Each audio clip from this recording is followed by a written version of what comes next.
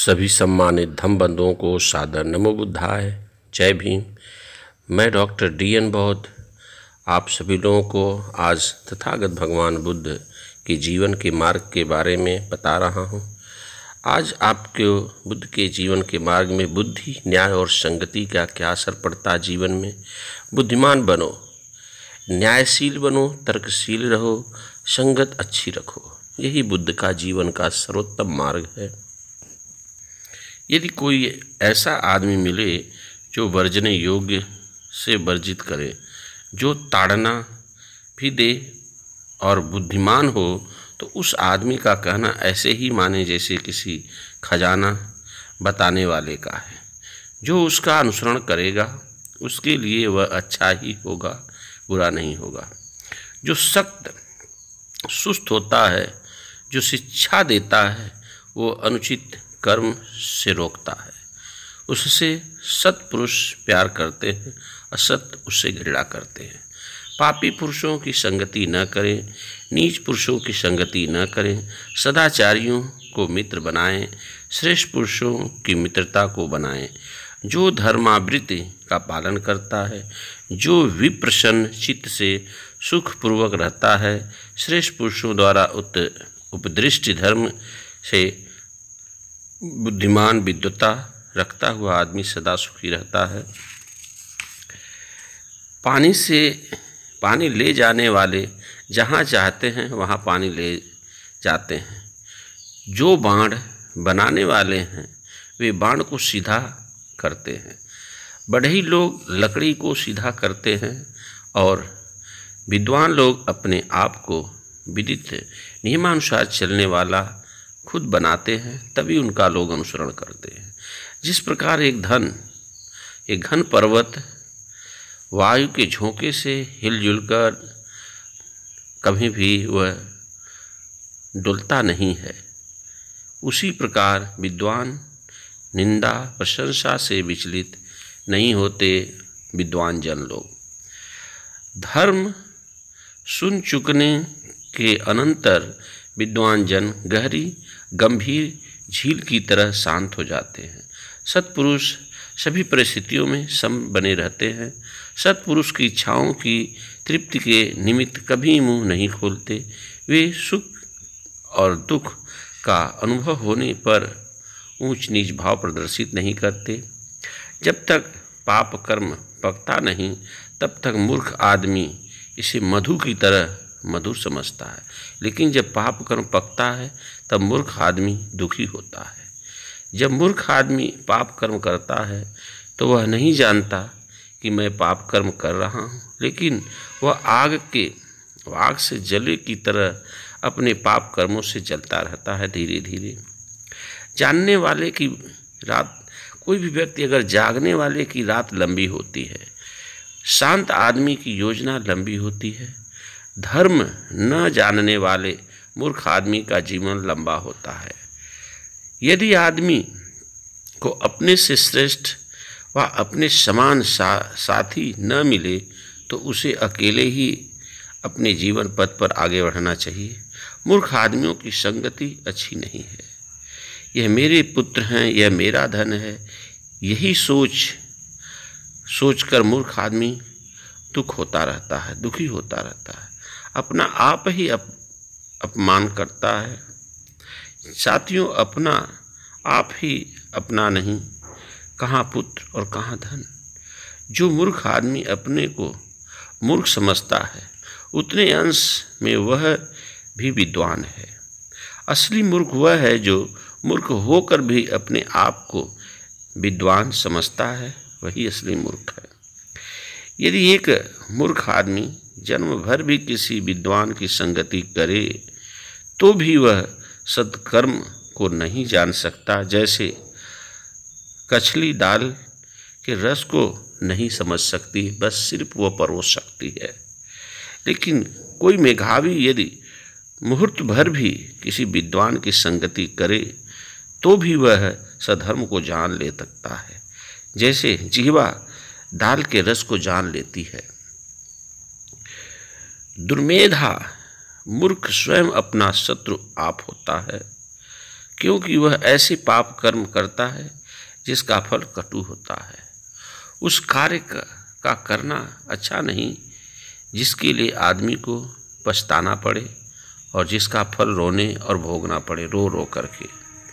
उस कार्य का करना अच्छा है जिसके कर चुकने के बाद पछताना न पड़े और जिसका फल आदमी प्रफुल्लता मन से प्रतियुक्त होकर भोग सके। जब तक पाप कर्म पकता नहीं तब तक मूर्ख आदमी उसे मधु की तरह मधुर समझता है, लेकिन जब पाप कर्म पक जाता है तो वही मूर्ख आदमी दुखी होता है। छिपा हुआ पाप कर्म प्रकट होकर जब मूर्ख के लिए दुख का कारण बनता है तो वह उसके शुक्ल अंश का नाश कर देता है, बल्कि उसके सिर के टुकड़े टुकड़े कर देता है, बुद्धता विद्वता को भी नष्ट कर देता है। झूठे यश की कामना, भिक्षुओं और बिहारों में अपनी प्रधानता की इच्छा, दूसरों के संस्कृति पूजित होने की भावना, यह मूर्ख के लिए छोड़ दो। आदमी के बाल तक पक जाने से ही वह वृद्ध नहीं होता। उसके बाल भले ही सफ़ेद हो गए हों, वह व्यर्थ मुढ़ा हुआ समझा या कहना चाहिए। जिसमें सत्य और शील, करुणा, संयम, शुद्धि और बुद्धि है वही वास्तविक बुद्ध है। अधिक बोलने से व सुवर्ण होने से ही कोई ईर्ष्यालु, कंजूस, बेईमान आदमी आदरणीय नहीं बनता। जिसके ये सब दुर्गुण जड़ और मूल में जाते हैं वह घृणा से मुक्त है तथा जो बुद्धिमान है वही आदरणीय कहलाता है। एक आदमी यदि घोर जोर जबरदस्ती से किसी से कोई काम करा ले तो उससे वह न्यासी नहीं माना जाता। ऐसा नहीं, जो धर्म और अधर्म की पहचान रखता है, जो बुद्धिमान है, जो जोर जबरदस्ती से नहीं बल्कि धर्मानुसार दूसरों के मार्ग प्रदर्शन करता है, ऐसे विद्वज्जन धर्म रक्षक को ही न्यायी कहा जाता है। बहुत बोलने से ही कोई आदमी विद्वान नहीं होता। जो क्षमाशील होता है, घृणा और भय से मुक्त होता है, वही विद्वानजन कहलाता है। कुछ विद्वानों ने आदमी धर्मधर नहीं होता।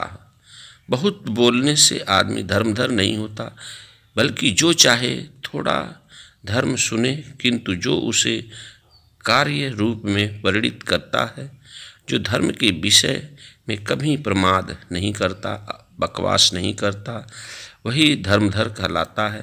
तर्क करिए लेकिन कुतर्क न करिए, कुतर्की ही प्रमादी होता है। यदि आदमी को कोई बुद्धिमान साथी मिले, धैर्यवान मिले, तो वह सब खतरों से बचकर सुखपूर्वक किंतु विवेक युक्त उसके साथ रह सकता है। लेकिन यदि आदमी को कोई बुद्धिमान साथी न मिले, धैर्यवान है, तो उसे चाहिए कि वह राजा की तरह, जिसने अपने विजित देश को पीछे छोड़ दिया है, या जंगल में हाथी की तरह अकेला ही रहे तो ज़्यादा सही रहता है। अकेला रहना अच्छा है, मूर्ख आदमी की संगति अच्छी नहीं है। आदमी अकेला रहे, कोई पाप कर्म न करे, थोड़ी ही इच्छाएं रखे, जैसे जंगल में हाथी रहता है। समय पड़ने पर मित्रों का होना सुखकर होता है, भोग की सामग्री सुखकर होती है, सुख कर्म का करना सुखद होता है।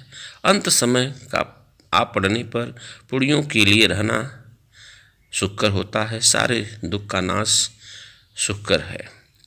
मातृत्व सुखकर है, पितृत्व सुखकर है, श्रवण सुखकर है, वृद्ध होने पर शील पालन सुखकर है, दृढ़तापूर्वक प्रतिष्ठित श्रद्धा सुखकर है, प्रज्ञा का लाभ सुखकर है तथा पापों का न करना सुखकर है। मूर्ख की संगति देर तक कष्ट देती है।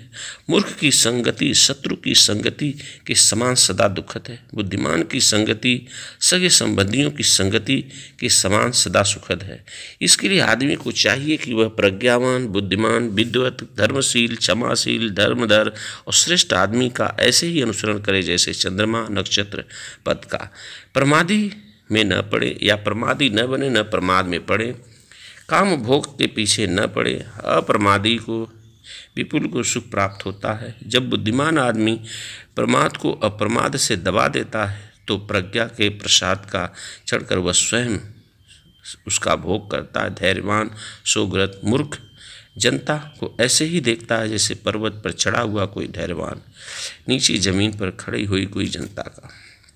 प्रमादियों से में अप्रमादी सोने वालों में जागरूक बुद्धिमान आदमी दूसरों के पीछे छोड़कर स्वयं इस प्रकार आगे बढ़ता है जैसे किसी दुर्बल घोड़े को पीछे छोड़कर शक्तिशाली घोड़ा बढ़ जाता है। यही विद्वत जन और तथागत भगवान बुद्ध का सम्यक संबुद्ध मार्ग है। सभी धम्म बंधुओं को नमो बुद्धाय। जय भीम, जय भारतीय संविधान।